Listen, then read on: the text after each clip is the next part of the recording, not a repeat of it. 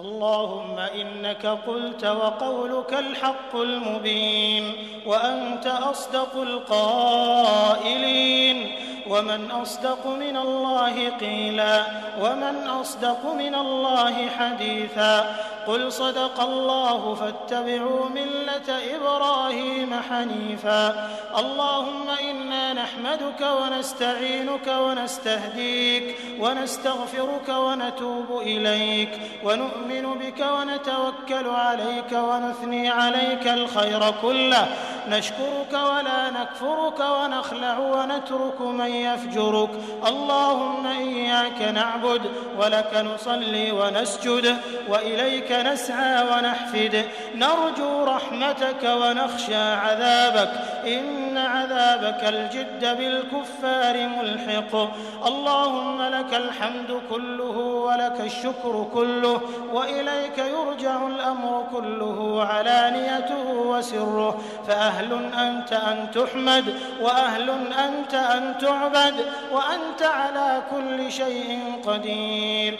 لك الحمد بالإسلام، ولك الحمد بالقرآن، ولك الحمد بالمال والأهل والمعافاة.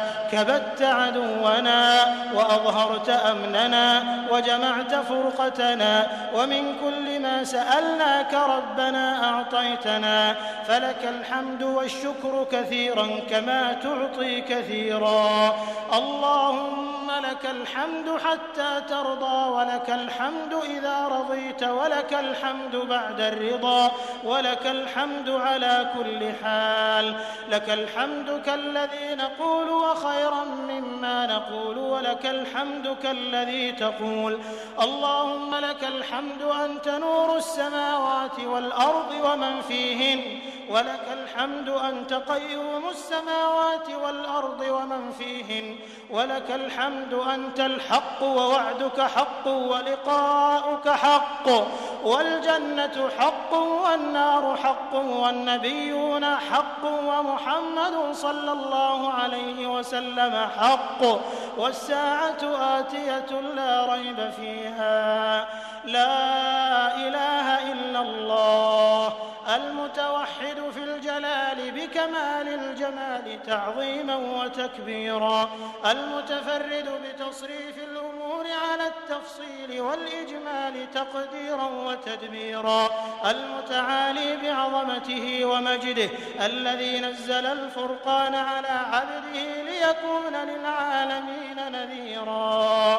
لا إله إلا الله رب الأرباب ومسبب الأسباب وخالق خلقه من تراب، سبحان من خضعت لعظمته الرقاب، سبحان من لانت لقدرته الشدائد الصلاب، غافر الذنب وقابل التوب شديد العقاب.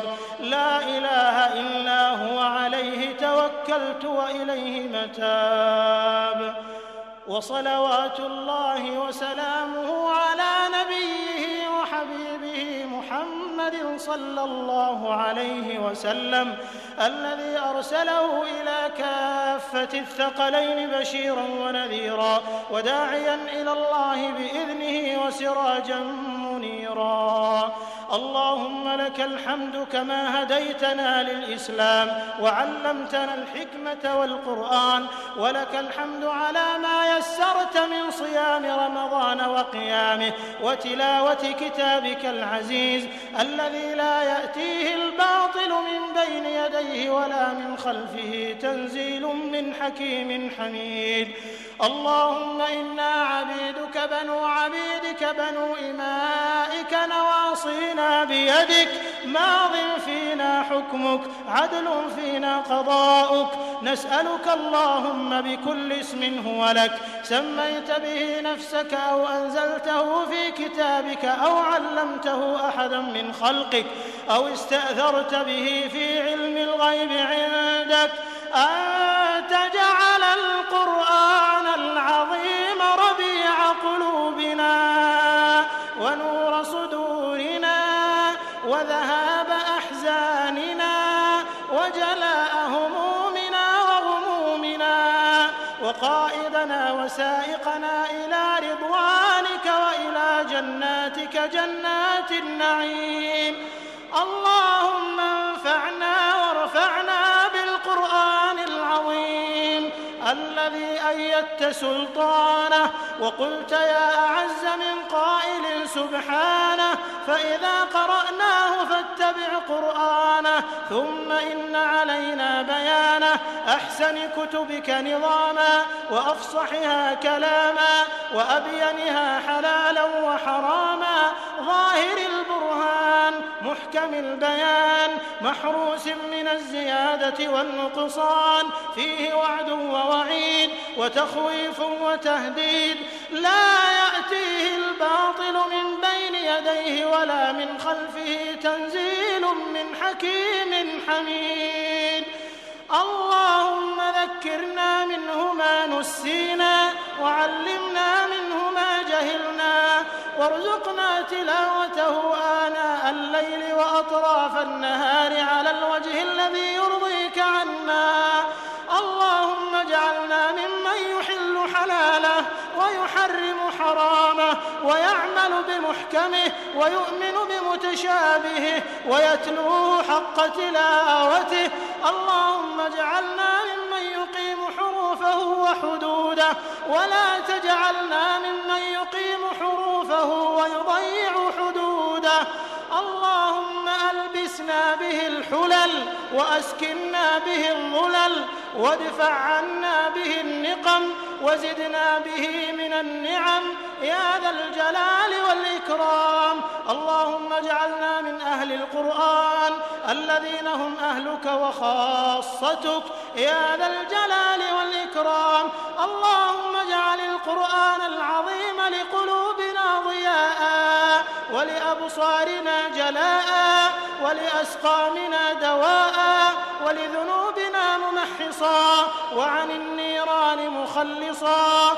اللهم اجعله شفيعا لنا وحجة لنا لا حجة علينا. اللهم اجعلنا ممن قاده القرآن إلى الجنان ولا تجعلنا ممن أعرض عنه القرآن فزج إلى قفاه في النار يا واحد يا قهار. اللهم وفقنا في هذه الليلة المباركة لما تحب وترضى. اللهم انقلنا بالقرآن من الشقاء إلى السعادة ومن النار إلى الجنة ومن الضلالة إلى الهداية ومن الذل إلى العز يا ذا الجلال والإكرام ومن أنواع الشرور كلها يا حي يا قيوم. اللهم وفقنا في ليلتنا هذه إلى ما تحب وترضى وفي كل أعمالنا يا حي يا قيوم. اللهم صل وسلم وبارك على نبينا محمد ولا تجعل لنا في مقامنا هذا ذنبا إلا غفرته ولا هما إلا فرجته ولا كربا إلا نفسته ولا دينا إلا قضيته ولا مريضا إلا شفيته ولا ميتا إلا رحمته ولا مظلوما إلا نصرته ولا ظالما إلا قصمته ولا عسيرا إلا يسرته ولا حاجة من حوائج الدنيا والآخرة هي لك رضا ولنا فيها صلاح إلا أعنتنا على قضائها ويسرتها برحمتك يا أرحم الراحمين. اللهم اجعلنا لكتابك من التالين وعند ختمه من الفائزين. اللهم اجعلنا عند ختمه من الفائزين وعند النعماء من الشاكرين وعند البلاء من الصابرين ولا تجعلنا ممن استهوته الشياطين فشغلته بالدنيا عن الدين فأصبح من النادمين وفي الآخرة من الخاسرين. إلهنا قد حضرنا ختم كتابك ولذنا بجنابك فلا تطردنا عن بابك فإن طردتنا فإنه لا حول لنا ولا قوة إلا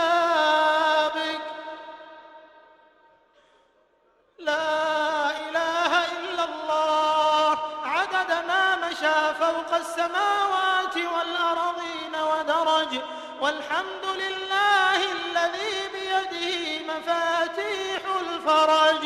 يا فرجنا إذا أغلقت الأبواب، ويا رجاءنا إذا انقطعت الأسباب وحيل بيننا وبين الأهل والأصحاب. اللهم يا سامع الصوت ويا كاسي العظام لحما بعد الموت، نسألك أن تجعلنا من أهل الجنة الذين لا خوف عليهم ولا هم يحزنون، وأن تعتق رقابنا من النار بمنك وكرمك يا رحمن يا رحيم. اللهم يا سامع الصوت ويا كاسي العظام لحما بعد الموت، نسألك أن تجعلنا من أهل الجنة الذين لا خوف عليهم ولا هم يحزنون، وأن تعتق رقابنا من النار بمنك وكرمك يا رحمن يا رحيم. اللهم اغفر لجميع موتى المسلمين الذين شهدوا لك بالوحدانية ولنبيك بالرسالة وماتوا على ذلك.